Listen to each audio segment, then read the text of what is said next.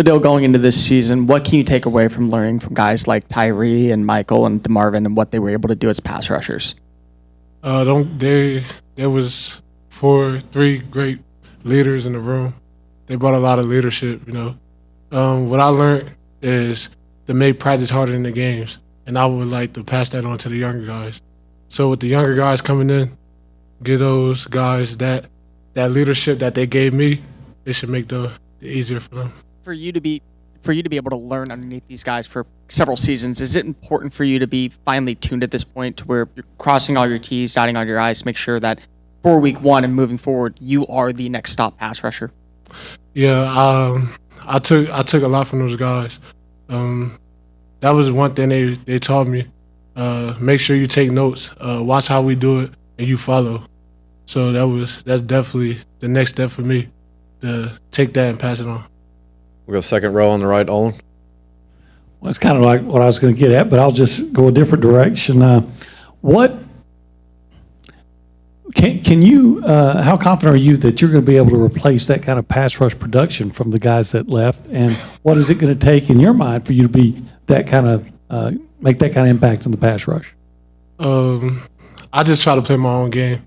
I know them guys did a lot, but I'm just trying to be Fadil Diggs. You know, I learned from them guys, and I could just do what I do best, and play football.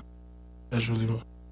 We'll go front row, Brent, and then we'll go to Travis. I think I just took a train through Camden, New Jersey, so wanted to ask you from D.C. to New York. Is that right? Doesn't it go through there? Yes. Okay. What brought you to Texas A&M, and maybe what was maybe the biggest culture shock or the biggest difference between your hometown and here? It's different. It was a family decision. You know, I got a great relationship with the coaches. Some players, it just was different for my family. You know, we did a lot of research, and I found out about like the Aggie Network, and it's very strong. And it was just a great decision. Yeah, biggest difference is definitely just the heat. You know, the heat is crazy, but you get used to it after a while. So. We'll go right here on the right aisle. Travis? You went from kind of rotation player to defensive MVP in the spring. What changed? What did you improve on? And what was kind of your focus to get to that point? Me personally, I looked into the playbook more before, like more than I ever did. You know, I study a lot more, and I learned how to strain. So like dudes like Michael Clemens, he showed the way to strain, and I just followed. So I took that and put it into my game, and it just happened to work out for this round. We'll go front row on the left, Zach, then we'll go to Daryl. Now over here on the left. Going up against this offensive line, obviously a lot of the guys returned from last year. How have you seen them improve? What's different this fall than it was last fall? Those guys, like all of them, they love to compete. That just always been inside of them, you know. With me, now that I get a lot of reps against them more, they're playing more violent. They're playing more as a group, you know. They just playing as a team a whole. So they got better and better. Stay on the left side in the back, Daryl. Fadil, can you talk a little bit about going into Saturday scrimmage and maybe the importance of that in terms of with the opener being so close and needing to make sure that you show the coaches and on film your best moves?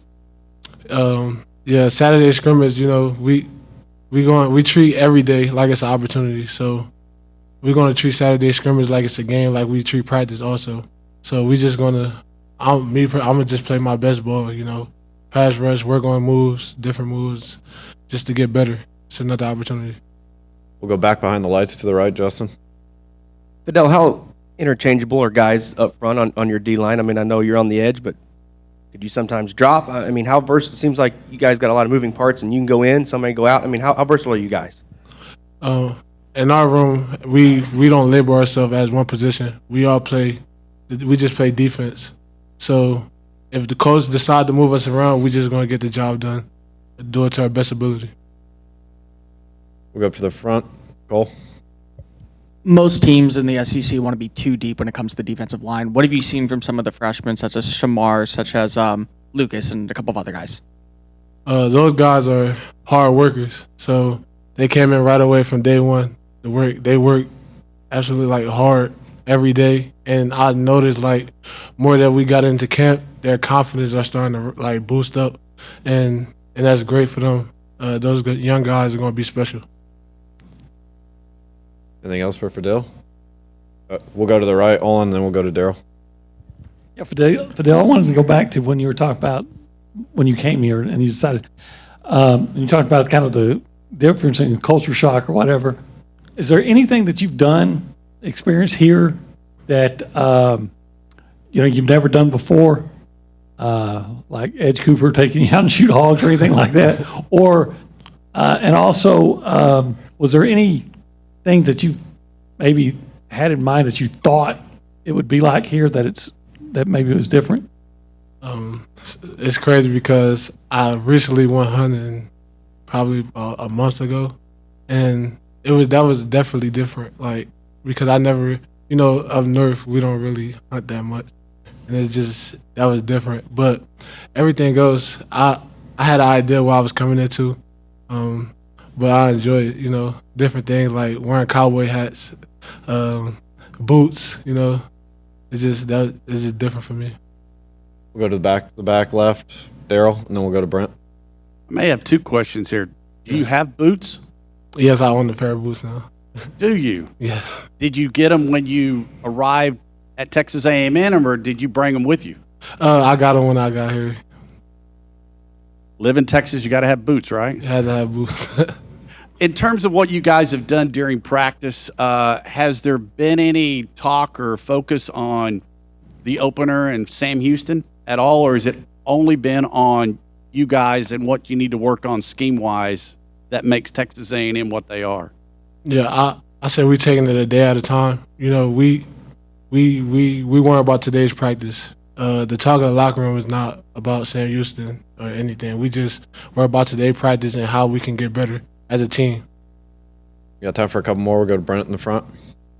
You mentioned it was a family decision when y'all were, talking about coming here. Did any of your family members, did they move down in this area, or are they still up there? They're all still back in New Jersey. They all still stay home. About how often do you make it home? I've been home. I went home for spring break.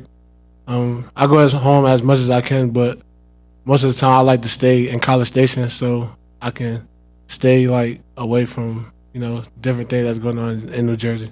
Yeah, when you said family decision, what exactly did you mean by that? I meant like me and my mom and dad and brother came together, and we just talked. We had a list that we wanted to go by, and Texas A&M just hit on everything. So that's fine. All right, Cole, you'll wrap us up. You said you recently went hunting. What'd you go hunting? Say it again. You said you recently went hunting. What did you hunt? Oh, it was hogs. And then what's the one thing you want to hunt before you leave College Station? I would like the deer hunt maybe one, so that would be a good thing. Yeah. All right, thanks, Fadil. No, I'm not sure. We just went.